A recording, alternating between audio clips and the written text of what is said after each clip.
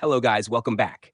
In today's video, we'll compare three of the most popular cloud storage options for beginners: Google Drive, OneDrive, and Dropbox. Let's dive in. First up is Google Drive. It offers 15 gigabytes of free storage shared across Google services like Gmail and Photos. It's perfect if you're already in the Google ecosystem.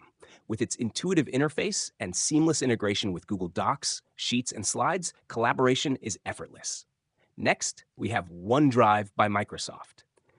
It provides 5 gigabytes of free storage and integrates well with Microsoft Office tools like Word and Excel. If you use Windows, OneDrive is built right in, making file syncing and accessibility super convenient.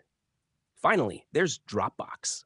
It offers 2 gigabytes of free storage, but stands out for its simplicity and strong file sharing features. It's a great choice for those who value clean organization and work across different devices. So, which is best for you? If you need lots of free storage, go for Google Drive. For Office users, OneDrive is a natural fit.